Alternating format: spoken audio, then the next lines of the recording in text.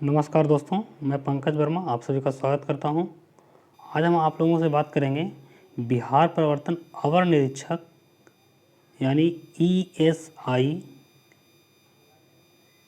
से संबंधित प्रश्न जो 2020 में पूछे गए हैं, यानी 6 दिसंबर 2020 का जो एग्ज़ाम हुआ था उसमें जो प्रश्न पूछे गए थे, तो उन्हीं प्रश्नों के विश्लेषण के संदर्भ में ये आज हमारा दूसरा पार्ट है। तो उसके अंतर्गत हम कुछ महत्वपूर्ण प्रश्नों पे आज फिर हम आपसे चर्चा करेंगे और उन प्रश्नों का विश्लेषण करते हुए आपको ये बताएंगे कि किन किन क्षेत्रों से, यानी कौन कौन से क्वेश्चन को ऐसे हॉट स्पॉट हैं जहाँ से आने वाले एग्ज़ाम में और प्रश्न बन सकते हैं। उन चीज़ों को आप अपने कवर में रखें, कहने का मतलब उस पर आप अपना पकड़ बनाए रखें। तो आइए बारी बारी से हम सब प्रश्नों का जो है विश्लेषण करते हैं। आप ध्यानपूर्वक वीडियो को देखिए। तो इसमें एक अगला क्वेश्चन जो है ये है कि बिहार में किस राज्य में काली मिट्टी प्रचुर मात्रा में पाई जाती है।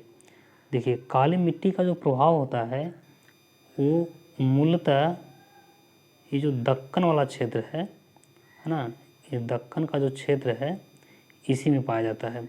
दक्कन में, पूरा दक्कन में नहीं पाया जाता, लेकिन दक्कन का जो क्षेत्र है, दक्कन पठार आप जानते होंगे, तो महाराष्ट्र का क्षेत्र है, कुछ गुजरात का क्षेत्र है, कुछ एमपी का क्षेत्र है, कुछ कर्नाटक का क्षेत्र है। तो इन्हीं क्षेत्रों में काली मृदा का प्रभाव पाया जाता है।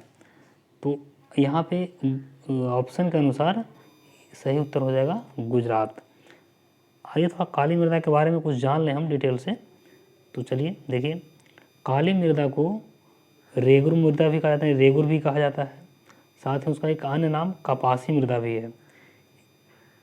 काली मृदा का जो रंग काला होता है वो टिटेनीफेरस मैग्नेटाइट प्लस जीवांश यानी ह्यूमस के कारण होता है। ह्यूमस का हालांकि मात्रा काफ़ी कम पाया जाता है इसमें, है ना।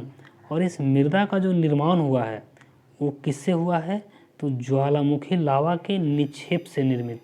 इसका मतलब क्या हुआ, जैसे करोड़ों वर्ष पूर्व इस क्षेत्र में ज्वालामुखी का निर्माण हुआ था, ज्वालामुखी चट्टान बने थे, यानी ज्वालामुखी पठार बना था। उसके बाद समय बीतने के साथ साथ उसका क्या हुआ, अपक्षयन हुआ, अब टूटा फूटा। उसके बाद टूटने फूटने के बाद जो है उसका अपर्दन हुआ, ये यहाँ से निचले क्षेत्रों में गया। अपर्दन होने के फलस्वरूप कहीं वो निक्षेपित हुआ, यानी कि रुक गया, जम गया। उसके बाद उससे जो मृदा का जो निर्माण हुआ उसी को हम कहते हैं काली मृदा, है ना। अब काली मृदा की विशेषता की बात करें तो इसमें मूलतः आपको ये जानना है कि इसमें क्षारीय पोषक तत्वों का अभाव होता है, यानी क्षारीय पदार्थ खासकर पोटास, कैल्शियम, फॉस्फेट वगैरह की मात्रा कम पाई जाती है, ह्यूमस की मात्रा कम पाई जाती है ना। वहीं लौह तत्व वगैरह इसमें ज़्यादा पाए जाते हैं। ये हो गई। इसके बाद इसका अगर हम विस्तार की बात करें तो ये दक्कन लावा पठार भी, जैसा कि आपको हम फिगर से बताए थे, दक्कन लावा क्षेत्र, है ना, उसमें मूलतः महाराष्ट्र, कर्नाटक, गुजरात और एमपी। देखिए, मूलतः अगर कहा जाए तो काली मृदा का विस्तार जो है सबसे ज़्यादा महाराष्ट्र में है, लेकिन महाराष्ट्र उस विकल्प में नहीं था, तो उस स्थिति में उसका आंसर गुजरात हुआ। इसमें क्या क्या उगाए जाते हैं, तो कपास, मोटे अनाज, दलहनी, तिलहन, सब्जियों एवं फलों का उत्पादन किया जाता है ना। तो ये चीज़ आप काली मृदा के बारे में एक संक्षिप्त चीज़ें समझ गए होंगे। इससे प्रश्न क्या क्या बन सकते हैं ये इम्पोर्टेंट है, इसको ध्यान में रखिएगा। इसके अलावा नेक्स्ट क्वेश्चन था यहाँ पे, वायु दाब को मापने वाला यंत्र कहलाता है। देखिए, आपको पता होगा, बहुत बार पढ़े होंगे, वायु दाब को जो है बैरोमीटर से मापा जाता है। किससे मापा जाता है, बैरोमीटर से मापा जाता है। और ये जो एनीमोमीटर है इससे पवन की दिशा और गति मापी जाती है, तो ये भी आप ध्यान रखिएगा। इसके अलावा बैरोमीटर के बारे में थोड़ा सा हम कुछ और भी तथ्य जान लेते हैं, है कि नहीं। अगर हम बैरोमीटर की बात करें तो यानी वायु दाब मापने वाला ये यंत्र है बैरोमीटर। अब बैरोमीटर को जो हम मापते हैं, यानी वायु दाब जो मापते हैं, तो उसको किस चीज़ में मापते हैं, इंच में मापते हैं, यानी उसका इकाई मात्रक इंच, सेंटीमीटर हो सकता है, मिली बार हो सकता है। अब यहाँ पे हम ये कह सकते हैं, एक ये भी फैक्ट है, परीक्षा में पूछा गया है कि 0.1 इंच में कितना मिली बार होता है, यानी उसको आपको ये ध्यान रखना कि 0.1 इंच में 3.4 मिलीबार होता है। ये हुआ। इसमें और भी तथ्य ये हैं याद करने लायक जो परीक्षा में हमेशा पूछे जाते हैं। तो बैरोमीटर में अचानक पारे गिरने का अर्थ क्या होने, गिरा तो क्या संकेत करता है? तो उससे ये होता है कि तूफ़ानी मौसम का संकेत करता है, यानी अंधड़, यानी कि पूरा तूफान के साथ वर्षा हो सकती है। अगर बैरोमीटर का पारा अचानक से नीचे की ओर लुढ़कता है तो इसका मतलब कि तूफान के साथ वर्षा वगैरह होगी, है ना, तूफ़ानी मौसम का संकेत करता है। अगर बैरोमीटर में पारे का लगातार बढ़ना, ऊपर की ओर बढ़ना शुरू हो गया अगर बैरोमीटर में पारा, तो वो जो है साफ मौसम का संकेत करता है, यानी मौसम अब साफ होने वाला है ना। अगर पारे पहले गिरता है फिर धीरे धीरे बढ़ता है, इसका मतलब है कि वर्षा की स्थिति उत्पन्न होने वाली है। तो ये चीज़ें आपको इससे संबंधित मुख्य तथ्य थे जो आपको ध्यान में रखना है ना। इसके अलावा हम नेक्स्ट प्रश्न में बात करें तो इसका अगला प्रश्न है, भारत का राष्ट्रीय जलीय जीव निम्न में कौन सा है? तो इसका जलीय जीव जो है भारत का वो गंगेटिक डॉल्फिन है। ध्यान रखिएगा, इसे 2010 में घोषित किया गया था, यानी भारत का राष्ट्रीय जलीय जीव के रूप में ये जो गंगेटिक डॉल्फिन है इसको घोषित किया गया था, यानी गंगा में जो पाया जाने वाला डॉल्फिन है उसको। नेक्स्ट प्रश्न है, सत्यशोधक समाज को निम्नलिखित में से किसने शुरू किया था? तो ये जो सत्यशोधक समाज के जो शुरुआत किए थे वो ज्योतिराव फूले ने किए थे। ये शुरुआत उन्होंने उस समय किया था जिस समय समाज में दलितों और महिलाओं की स्थिति काफ़ी निम्न थी, और उन्हें ही शिक्षित करने के लिए मुख्य रूप से उनका उद्देश्य था कि समाज में समानता तभी आएगी जब लोगों में शिक्षा का प्रसार होगा। तो खासकर ये दलितों और महिलाओं को शिक्षित करने के उद्देश्य से, है ना, इस सत्यशोधक समाज की स्थापना किए थे उन्हें आगे बढ़ाने के लिए। तो ये काफ़ी अपने आप में महत्वपूर्ण चीज़ है। इसके अलावा अगर हम दयानंद सरस्वती की बात करें, है ना, तो दयानंद सरस्वती जो थे ये आर्य समाज की स्थापना किए थे। कब किए थे? 1875 में, है ना। इसके अलावा 1897 में जो है स्वामी विवेकानंद रामकृष्ण मिशन की स्थापना किए थे। स्वामी विवेकानंद रामकृष्ण मिशन की स्थापना 1897 में किए थे। तो ये चीज़ भी आप ध्यान रखिएगा, ये भी इम्पोर्टेंट है। इसके अलावा नेक्स्ट क्वेश्चन जो है, भारत में पैन नंबर कोड कुल कितने अक्षरों व संख्याओं से बना होता है? तो ये आप अपना पैन कार्ड निकाल कर देख भी लीजिएगा, उसमें प्रैक्टिकली महसूस हो जाएगा। ऐसे ये 10 अक्षरों व संख्याओं से बना होता है। नेक्स्ट सवाल है कि नागरिक ऑनलाइन रोजगार पंजीकरण कैसे करा सकते हैं? देखिए ऑप्शन के हिसाब से ये एक ऐप है ई मित्र, इसी से कराया जाता है, और ये मूलतः राजस्थान सरकार द्वारा इसे लॉन्च किया गया है। इस ऐप के माध्यम से आप जन्म प्रमाण पत्र, मृत्यु प्रमाण पत्र, विवाह प्रमाण पत्र के अलावा आवासीय जाति जो भी बनाना है उस प्रकार के जो आपको राज्य से संबंधित चीज़ें, डॉक्यूमेंट्स वगैरह हैं, वो सब चीज़ इस पर अवेलेबल है। तो यानी कहने का मतलब है कि आपका ये सही उत्तर हो जाएगा ई मित्र। इसके अलावा बिहार सरकार के द्वारा भी सुविधा ऐप लॉन्च किया गया है, उस पर भी काफ़ी सारी सुविधाएं हैं, बिजली बिल जमा करना, गैस कनेक्शन बिजली कनेक्शन लेना। इसके अलावा और भी सुविधाएं हैं, तो वो भी आप याद रखिएगा कि सुविधा ऐप जो है बिहार सरकार द्वारा लॉन्च किया गया है।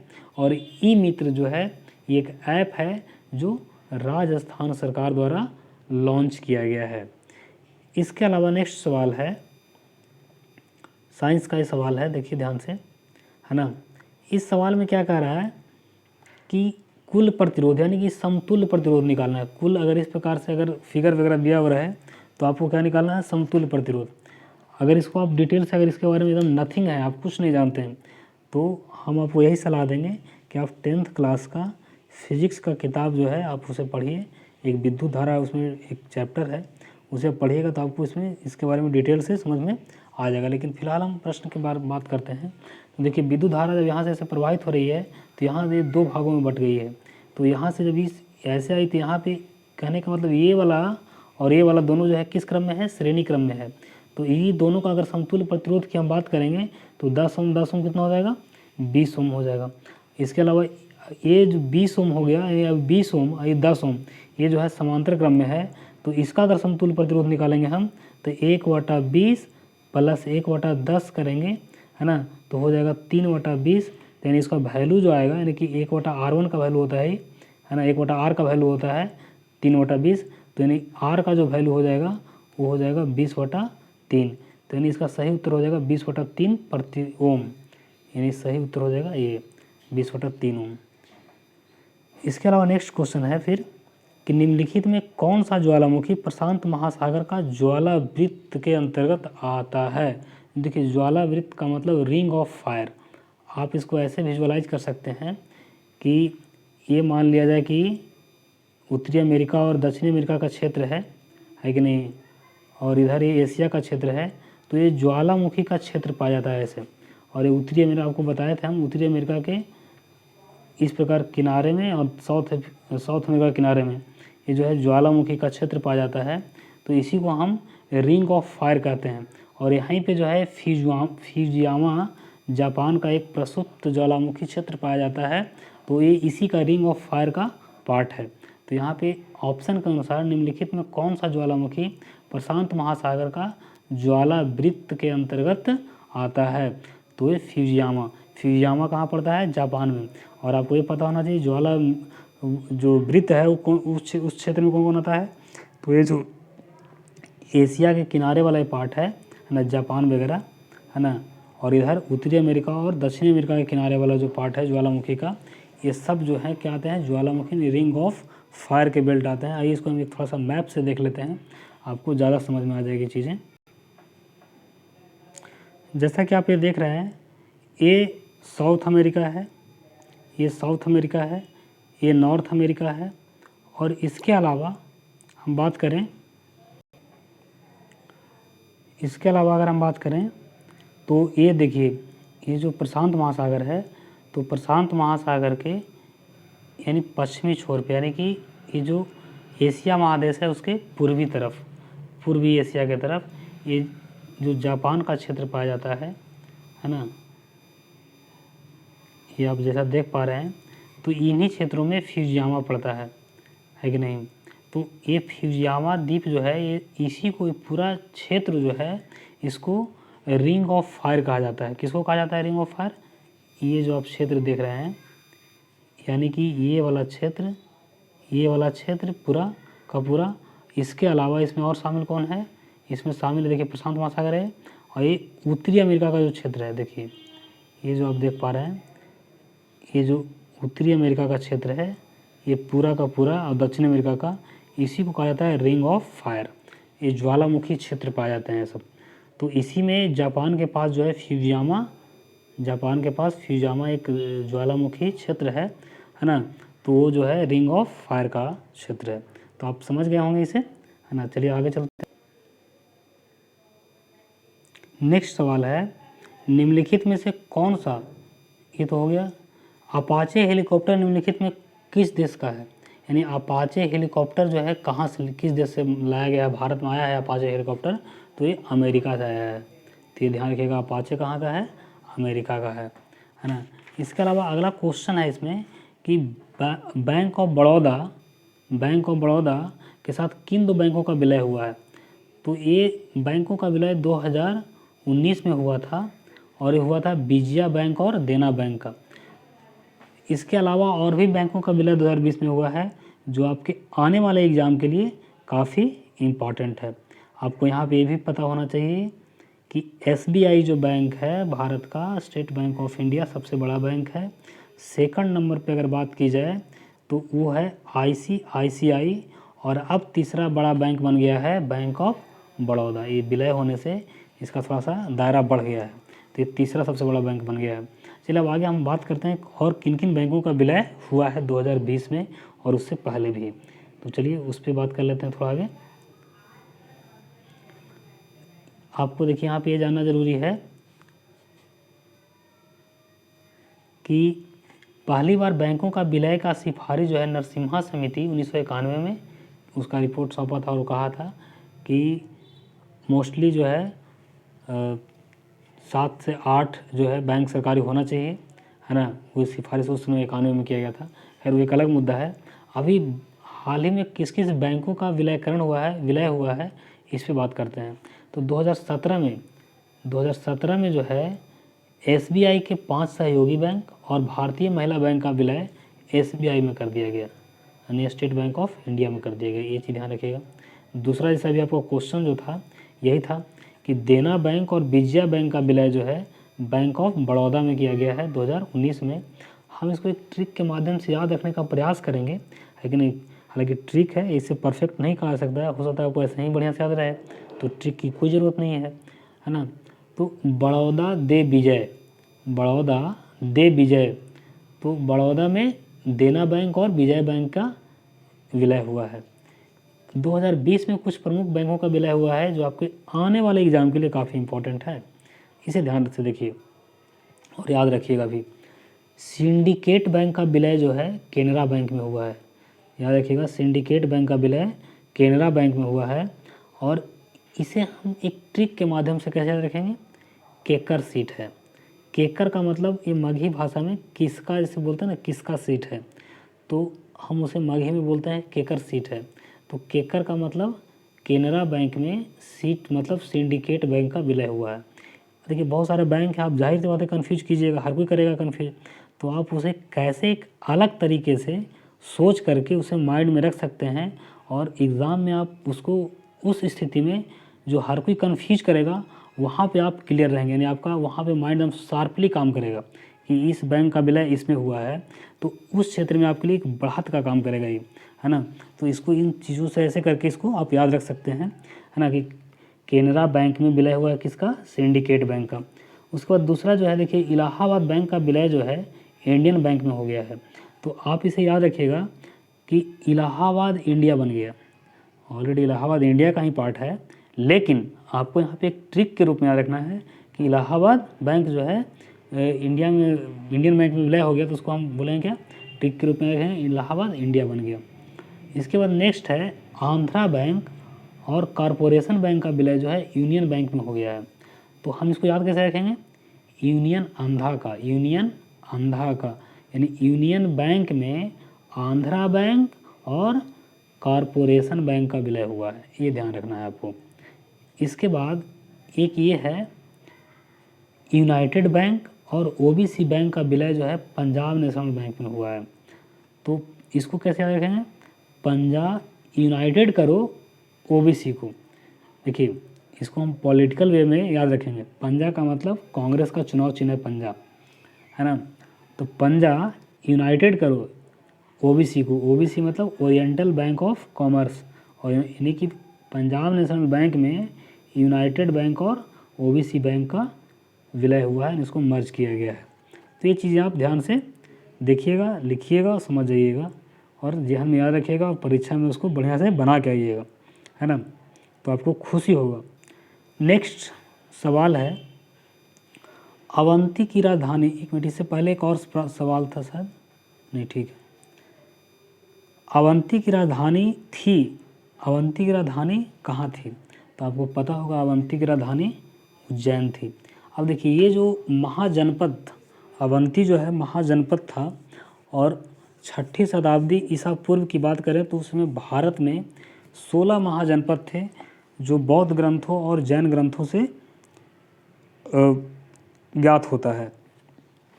तो हम उन 16 ग्रंथों के बारे 16 महाजनपदों के बारे में बात करेंगे, यानी उसका राजधानी बहुत इंपॉर्टेंट है, आप उसे बिल्कुल याद रख लें, हमेशा एक दो बार देखते रहें, याद रहेगा और काफ़ी इंपॉर्टेंट है, आपको परीक्षा में एक दो क्वेश्चन उससे आएगा ही आएगा, है ना। तो इसलिए चलिए देखते हैं इसको 16 महाजनपद के बारे में थोड़ा। तो देखिए अब हम 16 महाजनपद की बात करें तो आगे हम जैसा कि देख पा रहे हैं ये, तो यहाँ पे हम बात करते हैं कि मगध के बारे में, जो सबसे शक्तिशाली महाजनपद था, है ना। तो मगध की राजधानी कहाँ थी, गिरिव्रज, या उसी को हम राजगीर कहते हैं अभी, है ना। इसके बाद ये जो अंग देख रहे हैं, अंग की राजधानी कहाँ था, चंपा। इसके बाद अब इसी प्रकार से हम बारी बारी से बात करते हैं काशी, काशी की राजधानी वाराणसी। वत्स जो था अभी इसका राजधानी कौशाम्बी था, यानी कौशाम्बी जो फिलहाल अभी प्रयागराज है ना, ये है। इसके बाद अगर हम बज्जी की बात करें तो बज्जी की राजधानी वैशाली। देखिए एक चीज़ और इसमें ध्यान रखना है आपको कि अब हर चीज़ का आप यहाँ पे ट्रिक के माध्यम से नहीं कर सकते हैं, क्योंकि ट्रिक हर चीज़ के लिए फिर वही हुआ कि ट्रिक आपको याद करना, उससे अच्छा है कि आप इसका लोकेशन याद कर लीजिएगा। तो कुछ कुछ चीज़ों को आप क्या कीजिए कि मैप के सहारे याद रखने का प्रयास कीजिए, है ना। हाँ, उसमें कुछ जैसे इसमें ज़्यादा आपको कोई कन्फ्यूज लगता है तो उसके लिए आप खुद का ट्रिक बना सकते हैं कि इसको हम कैसे याद रखेंगे, है ना। अब जैसे जो आदमी मगध क्षेत्र में रहता है तो उसको मगध की राजधानी याद करने की ज़रूरत नहीं है। जो आदमी वत्स क्षेत्र में रहता है यानी प्रयागराज वाला क्षेत्र में, तो वो ऑलरेडी कौशाम्बी याद रखेगा, है ना। तो ये चीज़ें हैं। कुछ चीज़ें जो आपको याद कन्फ्यूज करते हैं उसके लिए आप स्पेशल ट्रिक, जैसे मान लीजिए वज्जी है तो वज्जी की राजधानी वैशाली, तो आप ऐसे रख सकते हैं याद, बजी सहनाई साली की शादी में, यानी बजी सहनाई साली की शादी में, तो बज्जी की राजधानी वैशाली, है ना, ये हुआ। इसके अलावा फिर हम कौशल की बात करें तो कौशल की राजधानी कहाँ थी, कौशल की राजधानी श्रावस्ती थी। अब श्रावस्ती के अंतर्गत, है ना, शाक्य गण, आप नाम सुने होंगे कि गौतम बुद्ध के जो पिता थे वो शाक्य गण के मुखिया थे, यानी कि शाक्य गणराज्य जो था कौशल के अंतर्गत, कौशल जो महाजनपद था उसी के अंतर्गत आता था। और वो जो शाक्य गणराज्य था उसका एक राजधानी कपिलवस्तु था और उसका दूसरा राजधानी लुम्बिनी था। अच्छा, कभी कभी ऐसा होता है अक्सर कि हम कंफ्यूज कर जाते हैं कपिलवस्तु क्या था, लुम्बिनी क्या था, श्रावस्ती क्या था। तो ये चीज़ें आप बिल्कुल समझ जाइए कि कौशल का राजधानी था श्रावस्ती और कौशल के अंतर्गत ही क्या था, जो शाक्य गणराज्य था एक, और शाक्य गणराज्य का राजधानी था कपिलवस्तु और लुम्बिनी, और लुम्बिनी में ही गौतम बुद्ध का जन्म हुआ था। इसके अलावा एक दूसरा था यहाँ पे महाजनपद मल, मल का राजधानी था कुशीनगर, जहाँ गौतम बुद्ध का महापरिनिर्वाण हुआ था, यानी उनका वहाँ मृत्यु हुआ था, है ना। इसके अलावा अगर हम और बात करें चेदी महाजनपद की, तो चेदी महाजनपद की जो राजधानी थी वो थी शक्तिमती। ये अभी जो है बुंदेलखंड का क्षेत्र पड़ता है ना। इसके अलावा ये था, ये आपका जो अवंती, जो अभी आपका क्वेश्चन था, तो अवंती का राजधानी था उज्जैन या महिष्मती के नाम से भी इसको जाना जाता है। इसके अलावा अगर पंचाल की हम बात करें तो ये वर्तमान में बरेली, उत्तर प्रदेश का बरेली क्षेत्र पड़ता है ना। और पंचाल की राजधानी जो थी अहिछत्र या काम्पिल थी, है ना। इसके अलावा अगर सूरसेन की बात करें तो सूरसेन महाजनपद की राजधानी मथुरा थी। मत्स्य, इसका विराटनगर राजस्थान में पड़ता है। कुरु, इसका इंद्रप्रस्थ यानी कुरुक्षेत्र आप जानते होंगे, है ना। तो ये जो है इंद्रप्रस्थ इसका राजधानी था। इसके अलावा अगर हम दक्षिण भारत की बात करें तो एक अस्मक, ये दक्षिण भारत का एकमात्र महाजनपद था अस्मक, जिसका राजधानी पोतन या पोटली था। इसके अलावा अगर हम बात करें जो अभी वर्तमान में भारत में दो महाजनपद नहीं हैं, वो हैं एक गांधार और एक कम्बोज। गांधार जो है फिलहाल पाकिस्तान में पड़ता है। गांधार की राजधानी तक्षशिला, तक्षशिला आप जानते होंगे, तक्षशिला के ही प्रोफेसर थे चाणक्य। और एक कम्बोज जो है अभी फ़िलहाल उसका कुछ हिस्सा पाकिस्तान में और कुछ अफ़गानिस्तान में पड़ता है। इसका राजधानी जो है राजपुर, इसका राजधानी कहाँ था, राजपुर। तो ये आप ये लोकेशन के माध्यम से इन महाजनपदों के बारे में आपने देखा और इसे आपने याद करने का प्रयास किया होगा। इसके बारे में थोड़ा सा और हम डिटेल व्यू लेते हैं। ये जो महाजनपद की सूचना मिलती है ये कहाँ से मिलती है हमें, ये मिलती है अंगुत्तर निकाय, किसका ग्रंथ है, बौद्ध धर्म का। और दूसरा है भगवती सूत्र, जैन धर्म का ग्रंथ से मिलती है इसकी सूचना, है ना। पहले लोग कबीले में रहते थे, फिर उसके बाद उसका धीरे धीरे विस्तार हुआ तो जन उसको कहा जाने लगा, जन फिर जनपद में बदला और जनपद फिर महाजनपद में बदल गया। तो ये चीज़ें धीरे धीरे प्रोसेस हुई, विकास हुआ। अब हम इन महाजनपदों के बारे में थोड़ा फिर से एक बार रिव्यू लेते हैं। एक बार हम मैप के माध्यम से पढ़ें, एक बार इस प्रकार से एक चार्ट के माध्यम से सीखने का प्रयास करते हैं। तो पहला जनपद था क्या, महाजनपद मगध। मगध की राजधानी राजगृह या गिरिब्रज, जो गया पटना का क्षेत्र पड़ता है। ये सबसे शक्तिशाली महाजनपद था, है ना। इसमें एक से एक वीर पराक्रमी शासक उत्पन्न हुए यहाँ और पूरे भारतवर्ष को एकत्रित करने का प्रयास किया, यानी कि जोड़ने का प्रयास किया। संपूर्ण भारत पे इन्होंने शासन किया। दूसरा है बज्जी की राजधानी वैशाली। अब देखिए वैशाली जो स्थान है बसाढ़ नामक गांव के से पहचाना है। कहने का मतलब बसाढ़ नामक गांव पे जो खुदाई हुआ है वहीं से वैशाली का साक्ष्य मिला है, यानी कि 500-600 ईसा पूर्व की पहले की जो साक्ष्य मिले हैं वो बसाढ़ नामक गांव से मिला है। बीपीएससी एक प्रश्न पूछा है, तो इसलिए आप इसको ध्यान रखिएगा, है ना। ये जो है गंगा के उत्तर में पड़ता है, तिरहुत क्षेत्र, है ना। इसमें इसकी विशेषता ये थी कि यह 8 जनों का संघ था। इसमें सबसे प्रबल जो था लिच्छवी था, और ये सबसे इम्पोर्टेंट ये है कि ये विश्व का, भारत का ही नहीं, ये विश्व का प्रथम गणतंत्र था। इसके अलावा नेक्स्ट है अंग। अंग की राजधानी थी चंपा, जो फिलहाल भागलपुर और मुंगेर क्षेत्र में पड़ता है। इसके अलावा नेक्स्ट क्षेत्र है काशी। काशी की राजधानी वाराणसी, ये तो जानते ही हैं आप, जहाँ से मोदी जी लोकसभा के सांसद हैं, है ना। नेक्स्ट है कोसल। कोसल की राजधानी थी श्रावस्ती, ये जो है अभी फ़िलहाल अयोध्या का क्षेत्र पड़ता है। इसी फैजाबाद जिला था पहले, फिलहाल इसको अयोध्या जिला कर दिया गया है।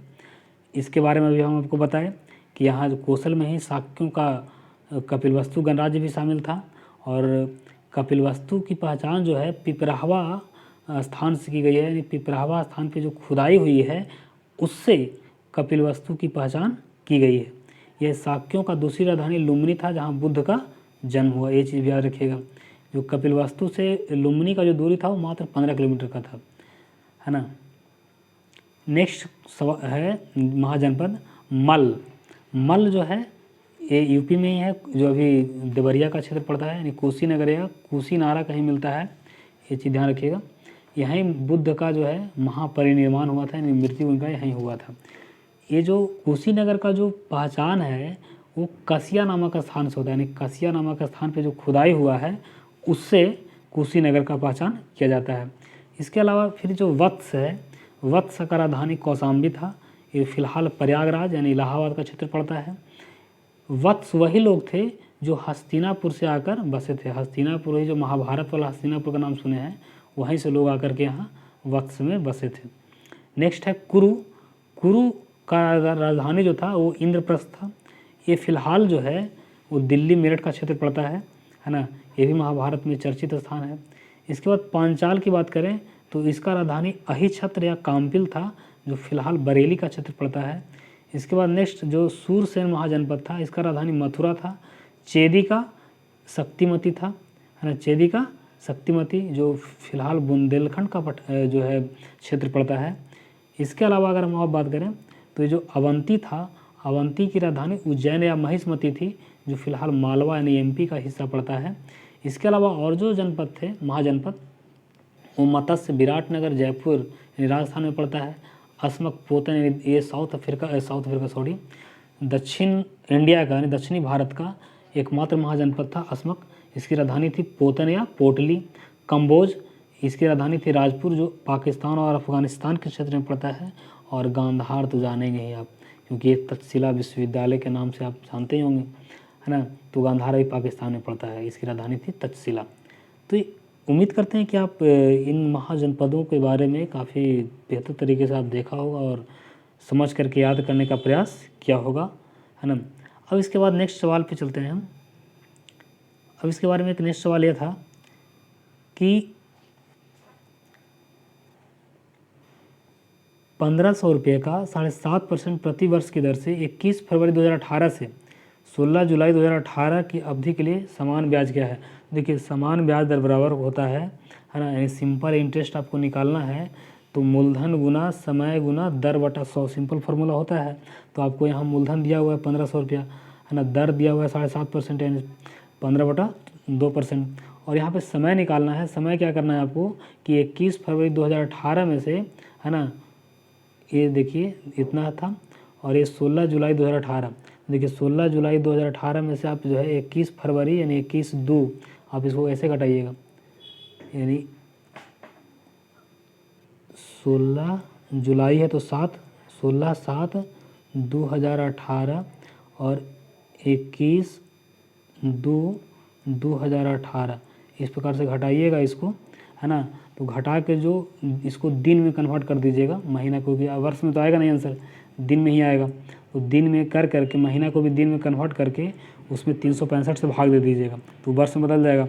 और उसको फिर जो है फार्मूला जो होता है उस पर उसको साधारण ब्याज के फार्मूला पे उसको पुट कीजिएगा, आपका आंसर आ जाएगा। आपका एक वर्क रहा यहाँ पे कि आप इसे बना करके इसका आंसर आप कमेंट बॉक्स में कमेंट करें। नेक्स्ट सवाल है, सेबेस्टियन बेटल निम्नलिखित में से किस खेल से संबंधित है? देखिए सेबेस्टियन बेटल जो है फार्मूला 1 रेसिंग से संबंधित हैं भी। नेक्स्ट सवाल है, निम्नलिखित में कौन सा साहित्यकार रविन्द्रनाथ टैगोर से संबंधित नहीं है? देखिए रविन्द्रनाथ टैगोर से संबंधित नहीं है। देखिए गीतांजलि उन्होंने लिखा है, उसी के लिए उनको 1913 में जो है इनको साहित्य का नोबेल पुरस्कार दिया गया था, गीतांजलि के लिए ही रविन्द्रनाथ टैगोर को। इसके बाद जन गण उन्हीं की कृति है। क्राइसिस इन सिविलाइजेशन ये भी उन्हीं का उपन्यास है। तो ये जो देवदास जो लिखा गया है ये शरत चंद्र उपाध्याय है ना, चट्टोपाध्याय द्वारा लिखा गया है। शरत चंद्र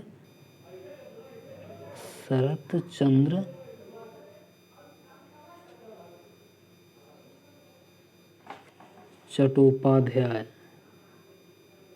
तो ये जो लिखा गया है यानी देवदास की कृति है, शरत चंद्र चट्टोपाध्याय के द्वारा की कृति है। तो इसलिए इसमें ये सही उत्तर हो जाएगा आपका ए, है ना। इसके अलावा नेक्स्ट सवाल है, ज्वारीय ऊर्जा निम्नलिखित में से किस ऊर्जा संसाधनों का प्रकार है? देखिए ज्वारीय ऊर्जा नहीं कहने का मतलब ऐसा ऊर्जा है ये कि जिसे पुनः फिर से प्राप्त किया जा सकता है, यानी कि एक बार ऐसा नहीं खत्म होने के बाद दोबारा नहीं आएगा। जैसे कोयला है कि एक बार समाप्त हो गया तो उसको हम फिर दोबारा प्राप्त नहीं कर सकते हैं, है ना। उसे बनने में काफ़ी समय लगता है, लाखों वर्ष करोड़ों वर्ष का। तो यहाँ पे ऐसा नहीं है। तो ये जो है सही उत्तर हो जाएगा पुनर्भरणीय, यानी कि इसे पुनः प्राप्त किया जा सकता है। नेक्स्ट सवाल है, महात्मा गांधी का भारत में पहला सत्याग्रह किस स्थान पे हुआ था? तो इनका पहला सत्याग्रह चंपारण में हुआ था 1917 में, यानी भारत में अगर कहेगा तो अगर यही उनका पहला सत्याग्रह कहा जाए तो पहला सत्याग्रह 1906 में किए थे नटाल में। नटाल कहाँ पड़ता है? दक्षिण अफ्रीका में। नटाल ये दक्षिण अफ्रीका में पहले सत्याग्रह किए थे 1906 ईस्वी में। भारत की बात की जाए तो ये किए थे 1917 ईस्वी में पहली बार। ये 1917 ईस्वी में, इसके बारे में थोड़ा सा बैकग्राउंड जान लीजिए। जो 1916 में जब कांग्रेस का लखनऊ अधिवेशन हुआ था तो उसी समय राजकुमार शुक्ल थे, बिहार के रहने वाले हैं राजकुमार शुक्ल। इन्होंने गांधी जी के पास प्रस्ताव रखा कि देखिए हमारे यहाँ किसान जो है काफ़ी अंग्रेज़ों के रवैये से काफ़ी परेशान है, तो उनके लिए कुछ कीजिए आप। तो समस्या यह था कि अंग्रेज़ों ने तिनकठिया प्रथा उन लोगों पर थोप रखी थी, यानी कि तिनकठिया में कहने का मतलब है कि 3/20, यानी उनके पास जो भूमि होता था उसके इसे 20 कट्ठा अगर उसके पास ज़मीन है तो उस पर 3 कट्ठा पे नील की खेती करना बाध्य कर दिया था। तो इन्हीं समस्याओं से निपटने के लिए है कि नहीं गांधी जी के पास राजकुमार शुक्ल जो हैं प्रस्ताव रखे। गांधी जी वहाँ जाने के लिए तैयार हो गए और जाने के बाद उनका जो ये सत्याग्रह आंदोलन यहाँ पे जो चला है वो काफ़ी सफल हुआ, है कि नहीं, है ना। तो ये भी आप ध्यान रखिएगा। नेक्स्ट सवाल है, भारतीय सेनाओं का सर्वोच्च सेनापति कौन होता है? तो सर्वोच्च सेनापति की बात करेंगे हम तो वो होते हैं राष्ट्रपति। आपको पता होगा ये राष्ट्रपति जो है आर्टिकल 53 के क्लॉज 2 के अनुसार इन्हें पावर दिया गया है। नेक्स्ट है सवाल कि लोहेश चट्टान किस प्रकार की चट्टान का उदाहरण है? तो देखिए लोहेश चट्टान जो है वो परतदार चट्टान है, या इसी को हम अवसादी चट्टान भी कहते हैं। अब इस चट्टान का निर्माण कैसे हुआ है लोहेश चट्टान का, इसके बारे में थोड़ा सा, इसके मैकेनिज्म के बारे में समझें, है ना। तो देखिए हुआ क्या है कि लोहेश चट्टान जो है गोबी मरुस्थल जो पड़ता है चाइना में, है ना, तो वहाँ से पवन के प्रवाह द्वारा, यानी पवन, ये जो चट्टान का निर्माण हुआ है, ये जो चट्टान बना है पवनों द्वारा निर्मित हुआ है। यानी कि गोबी जो मरुस्थल पाया जाता है इस क्षेत्र में, तो यहाँ से इस प्रकार से यहाँ से बालू के कण पवन द्वारा प्रवाहित होकर यहाँ आकर के क्या हुए हैं, जम गए हैं। और ये जो चट्टान का निर्माण किए हैं इसी को हम कहते हैं लोहेश का चट्टान। तो यानी कहने का मतलब है कि ये पवनों के प्रवाह द्वारा, है ना, निर्मित हुआ है पठार। इसका एक और उदाहरण याद रखिएगा, पाकिस्तान का पोटवार पठार है, ये भी इसी प्रकार का पठार है। तो आप ये भी याद रखिएगा, लोहेश का पठार के साथ साथ पाकिस्तान का पोटवार पठार भी। सामान्यतः इस प्रकार के पठार की जो ऊंचाई होती है वो क्या होती है, कम होती है ना, और बारीक कणों के निक्षेपण से इसका निर्माण होता है। तो ये चीज़ आप समझ गए होंगे। अब नेक्स्ट सवाल है 1791 में महिला एवं महिला नागरिक अधिकार घोषणा पत्र किस महिला ने तैयार किया था? देखिए हुआ क्या था कि फ्रांस की क्रांतिकारी महिला जो है ओलिम्प डे गुंज इन्होंने जो है महिला एवं महिला नागरिक अधिकार घोषणा पत्र तैयार की थी, है ना। ये क्यों की थी? ऐसा जो हुआ तो क्या था कि फ्रांस के में हुआ क्या कि पुरुष एवं नागरिक, है ना, अधिकार घोषणा पत्र जो है जारी किया गया था, निकाला गया था। उसमें पुरुष उस अधिकार जो घोषणा पत्र था उसमें पुरुषों की अपेक्षा महिलाओं को कम अधिकार दिए गए थे, है ना। तो उस स्थिति में इन्होंने विरोध किया, है ना, और विरोध करने के बाद इन्हें ये अधिकार दिया गया कि ये भी अपना एक घोषणा पत्र तैयार करें। तो इन्होंने घोषणा पत्र तैयार किया था जिसमें महिलाओं को समान भागीदारी के रूप में प्रयास किए थे, है ना, पुरुषों की तुलना में। तो ये चीज़ एक अलग चीज़ आपको याद रखना है, ओलिम्प डे गुंज। नेक्स्ट है BWF 2019 विश्व बैडमिंटन प्रतियोगिता में महिला एकल का खिताब किसने जीता? तो ये करंट का क्वेश्चन आप ध्यान से पढ़िएगा इसको। यह है PV सिंधु जीती है।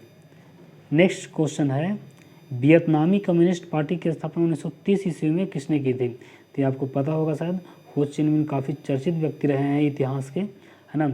इन्हें जो ये जो कहने का मतलब ये जो पार्टी था वियतनामी कम्युनिस्ट पार्टी, इसको इंडो चाइना कम्युनिस्ट पार्टी रखा गया था। ये भी इसको उपनाम के रूप में जाना जाता है, ये भी याद रखिएगा। इसके अलावा नेक्स्ट क्वेश्चन है क्षारीय मृदा धातुओं में कौन अधिकतम विद्युत धनी है? तो इसका याद रखिएगा उत्तर होगा इसका C, यानी कैल्शियम जो है अधिक विद्युत धनी है इस क्षारीय मृदा धातुओं के में। नेक्स्ट क्वेश्चन है कि निम्नलिखित में कौन सी भारत की सबसे छोटी आर्द्र भूमि है ना। सबसे छोटी आर्द्र भूमि जो है ये आपका रेणुका आर्द्र भूमि यानी वेटलैंड का है। ये पाया जाता है हिमाचल प्रदेश में। आपको थोड़ा सा हम एक ओवरव्यू देते हैं कि आर्द्र भूमि होता क्या है। देखिए वेटलैंड्स, इसकी विशेषता क्या होती है कि ये जो है नमी या दलदली भूमि वाले क्षेत्र होते हैं। यहाँ स्थलीय एवं जलीय दोनों प्रकार के पारिस्थितिक तंत्र मिलते हैं, है ना। अब जलीय और स्थलीय अगर पारिस्थितिक तंत्र मिलेंगे तो जाहिर सी बात है वहाँ जैव विविधता क्या होगा, अधिक होगा, है ना। इसको बायोलॉजिकल सुपरमार्केट भी कहा जाता है। बायोलॉजिकल सुपरमार्केट का कहने का मतलब ये है कि यहाँ इस तरह के क्षेत्र में विभिन्न प्रकार के पेड़ पौधे पाए जाते हैं, विभिन्न प्रकार के जीव जंतु पाए जाते हैं, इसीलिए इन्हें बायोलॉजिकल सुपरमार्केट के नाम से भी जाना जाता है। एक चीज़ और ध्यान रखिएगा, जलीय क्षेत्र की जो क्राइटेरिया है यानी कि वेटलैंड्स में वही जलीय क्षेत्र शामिल होते हैं जिसकी गहराई 6 मीटर तक ही हो, यानी 6 मीटर से ज़्यादा नहीं हो। देखिए अगर हम मान लें कि धान जिस समय रोपा जाता है तो उस समय क्या किया जाता है, खेत को गीला किया जाता है, उसमें पानी भरा जाता है। तो हम ये भी कह सकते हैं कि अस्थायी तौर पर धान का खेत भी क्या है, वेटलैंड्स है। अस्थायी नहीं है लेकिन अस्थायी तौर पे वो वेटलैंड्स का काम करता है उसमें, है ना। तो वेटलैंड्स का मतलब भी आप समझ गए होंगे। इसे और एक उपनाम है किडनी ऑफ लैंडस्केप, यानी कि भूदृश्य के गुर्दे। देखिए किडनी हमारा काम क्या करता है, हमारे शरीर में वो पानी का क्या करता है, सप्लाई करने का मतलब पानी को साफ़ करता है। तो इसी प्रकार से जो वेटलैंड्स होते हैं, आर्द्र भूमि क्षेत्र होते हैं, वो पृथ्वी पर जो ऊपर गंदा जल हम प्रवाहित करते हैं अपने क्रियाकलापों द्वारा, तो उसको फिल्टर करके फिर से वो क्या करते हैं, ज़मीन के अंदर ले जाते हैं, फिल्टर कर देते हैं उसको। तो इसीलिए इसको कहा जाता है किडनी ऑफ लैंडस्केप। किसको कहा जाता है, आर्द्र भूमि को। पूरे विश्व के 3% भूमि जो है आर्द्र भूमि के रूप में है ना। इससे संबंधित इसको संरक्षित करने के लिए 2 फरवरी 1971 को रामसर, यानी ईरान में है रामसर, वहाँ एक सम्मेलन हुआ था और उस सम्मेलन में निर्णय लिया गया था कि अब वैसे स्थानों को रामसर साइट्स के रूप में चिन्हित किया जाएगा। तो भारत का जो पहला रामसर साइट था वो चिल्का झील था, जिसे 1981 ईस्वी में चिन्हित किया गया था। इम्पॉर्टेंट ये है कि अभी हाल ही में भारत का 42वां रामसर साइट्स, है ना, तसोकर यानी लद्दाख में पड़ता है, तसोकर, उसे ही चिन्हित किया गया है। और भारत का सबसे छोटा आर्द्र भूमि जो है रेणुका आर्द्र भूमि है, जो हिमाचल प्रदेश में पड़ता है ना। इसके अलावा एक क्वेश्चन और है इसमें कि निम्नलिखित में से भारत किस देश के साथ सबसे लंबी अंतर्राष्ट्रीय सीमा से जुड़ा है। तो देखिए, सबसे लंबी अंतर्राष्ट्रीय सीमा जो है बांग्लादेश से जुड़ता है, 4096 किलोमीटर का सीमा लगता है इससे।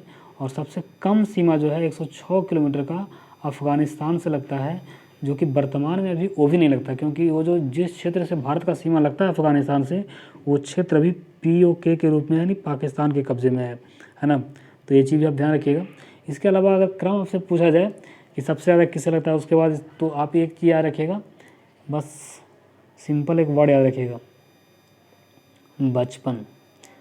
बांग्लादेश, उसके बाद चाइना, उसके बाद पाकिस्तान और नेपाल, यानी कि सबसे ज़्यादा सीमा बांग्लादेश से लगता है, उसके बाद चाइना से, उसके बाद पाकिस्तान से, उसके बाद नेपाल से। तो ये चीज़ भी आप ध्यान रखिएगा। उम्मीद करते हैं कि आपको ये वीडियो पसंद आया होगा तो इसे लाइक करें, है ना। और दूसरा महत्वपूर्ण बात ये आपको हम कहना चाहेंगे कि अगर आपको लगता है कोई प्रश्न का उत्तर हम गलती बताए हैं या आपको डाउट है, तो निस्संदेह आप उस पर कमेंट करें।